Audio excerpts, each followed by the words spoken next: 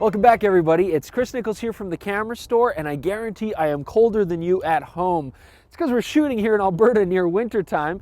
Beautiful as long as you like brown and yellow, but it's worth it because we've got the brand new Panasonic GH3. Now, the GH3 is probably the most eagerly anticipated mirrorless camera this season, and it's replacing the GH2. And what made the GH2 so amazing, it was a capable camera, but when it got hacked by people on the internet, it turned into one of the best high-quality video cameras on the market. So, with the GH3 now, I think Panasonic wants to design a camera that can be even better, and they want to do it themselves. They don't want to leave it up to the hackers. So, can this new GH3 really deliver on the high-end promises that it's announcing? Let's go find out. Now, of course, the GH3 is going to be a great video camera, but it's also a great stills camera as well. And Panasonic have come out with a brand new live MOS chip, 16 megapixel still, but we do have some good improvements. Low light performance, absolutely. We're getting a bit of noise at 3200 ISO. The thing will push 25,600 and it's not going to be that usable. Photos come out a little bit soft too, but you can easily sharpen them up. What we do gain a lot of though, dynamic range. Beautiful improvements in dynamic range. Now, the GH3 also has an electronic shutter, which is very useful if you're on a movie set or you want to shoot silently. You'll get a bit of rolling shutter if you're moving and panning, but otherwise nice and quiet. And you can combine all of that with 6 frames per second continuous shooting. The GH3 is certainly going to be very, very nice in the mirrorless market and comparable to a lot of the high-end SLRs out there. Now, by far one of the biggest changes to the GH3 is just the overall handling and feel of the body. Now, this is nothing like a classic Panasonic Micro Four Thirds mirrorless camera. And if you're looking for tiny and compact, this is not the way to go. It's small, but we're talking Canon Rebel small or Sony 855 small. This is going to be made as an SLR feeling camera. And I think that's okay, because honestly, this camera is aimed at more the professional videographer, the enthusiast. I mean, we're okay with a larger grip, and it does feel nice. You couple that with a magnesium shell, it's weather sealed, and you can see that Panasonic is aiming this camera at a far more diverse market. We got great controls here too. They've added a PC sync port for studio photographers. They've added headphone jack, mic input, and I will make a note, these are now standard 3.5 millimeter jacks, not that silly sub mini that they had before. So that's a really nice change.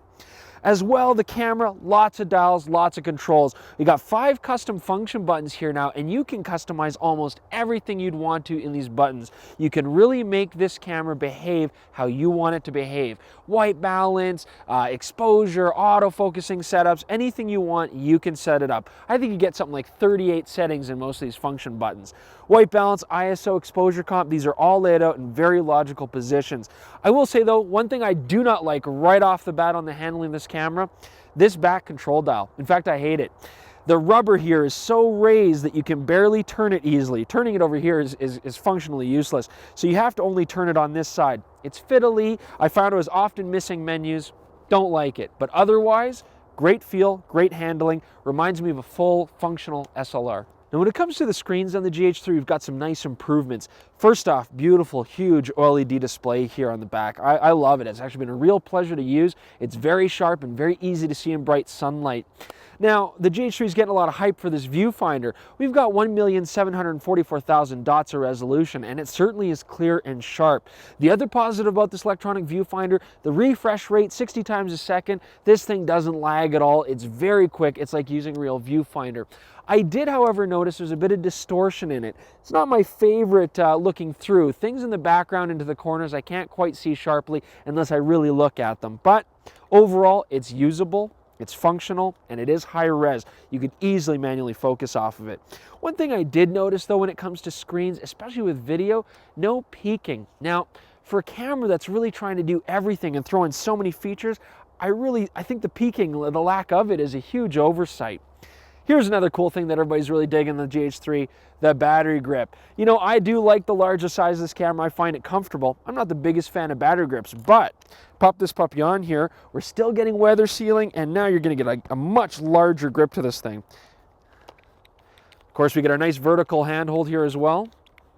And they've kept all the buttons nice and functional. White balance, ISO, exposure comp, all handy. Now, where the real major improvement has been on the GH3 is video.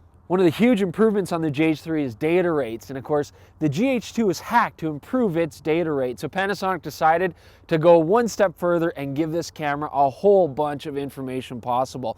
Got a lot of frame rates, your standard 30 frame per second, 60 frame per second, 24 and so on, but you now have 3 recording formats. This camera can do AVC HD as normal, up to about 28 megabits per second. But you've also got an IPB format, which is an interframe compression, pushing 50. And then you've got an all-I going over 70, and that's an intra-frame compression. So basically, take your pick. If you want more data rate, the camera can do it. You're going to want big cards. It's going to chew them up quick, but this means lots of capability for pushing and pulling. You've got good clarity of color, nice sharpness, and of course, it's going to handle action and movement with no issues whatsoever. You know what else is awesome about the video on this camera? We've got some nice features like time coding. So that means if you're using this with other time code cameras, or maybe you buy a few of these to do a multiple camera setup, easy synchronization. Really nice thought there as well. Also, you can shoot to the very end of the card. No more half-hour limit or anything like that. Right to the card, fill it up. Great that way as well. And another great thing, accessories. You know, the GH3's got some great lenses, of course. The full Panasonic lineup is probably still the most extensive mirrorless lens lineup possible. We've got 2 great lenses that we've been using today. We have the brand new 35 to 100 2.8, very nice. And of course the 12 to 35 2.8, which has also come out and is proving itself to be very capable. And then check this out. Nice new shotgun mic from Panasonic. Now, Jordan and I were worried at first because it is pulling phantom power through the 3.5 plug, and that's usually not a good idea. But we're testing this microphone here. We can adjust it for shotgun or more ambient surround, and we're really getting very clean audio, no hiss, no hum, even with jacked up levels. Very impressive. In fact, don't take my word for it. Jordan, why don't you get over here, use the camera, and shoot me. We'll just see what it sounds like. All right, so how does that sound there? I mean, the mic so far has been very decent from what we've found, nice and clean, no hum, and it is pretty windy out here. Maybe a little bit of wind noise, but the dead cat that comes with it does a pretty decent job. You also get a really nice digital zoom capability for stills and video, about 2.4 times to 4.8 in video. Nice when you want that little bit of extra reach. Also, the handling is great. You can adjust audio levels anytime. The mic is smart, so it reads right through the menu. You want to change it from surround to shotgun, and you can also change things like your headphone levels with just a flick of the dial on the back. The touchscreen makes it easy. You even get 2 customizable functions in the touchscreen as well as the additional buttons on the back of the camera. All in all, Panasonic is giving us inherently high quality, sharp video, lots of nice features, great lenses, and good handling. Remember too, it's not an SLR, so when you're shooting video, you can even use the EVF. Great to keep things right up to your face in a stable position.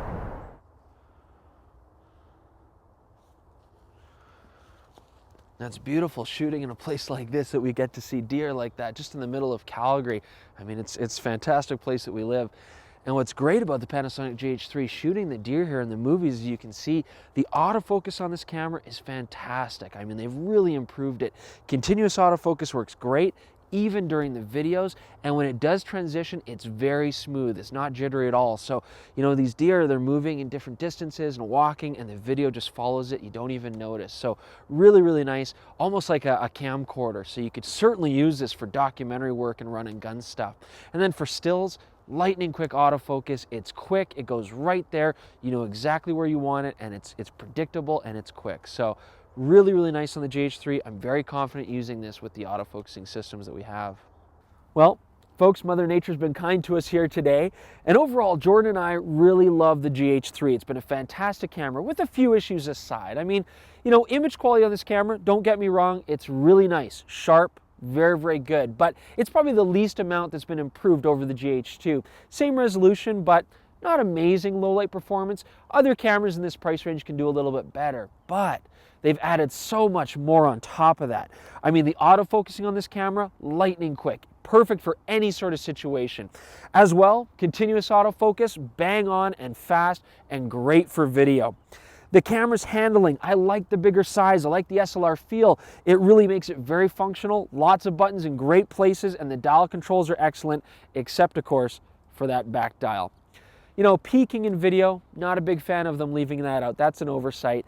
And it has this weird kind of thing where the white balance after you hit record kicks into what you chose as opposed to always showing you real time. That might be something you're going to correct because this is just not quite production, but we'll see about that. The battery grip, it'd be fantastic if they put XLR ports on there. You know, that'd be one thing that's missing. But still, videographers, you're gonna dig this camera. Beautiful EVF, great handling, great video quality. You know, folks, I think the GH3 is really starting to give us that all-in-one camera, hammer home the promises that a lot of other companies have been making, and deliver it. So look for this coming up in the Camera Store, hopefully around Christmas. It's going to be a great one, and we'll see you next time.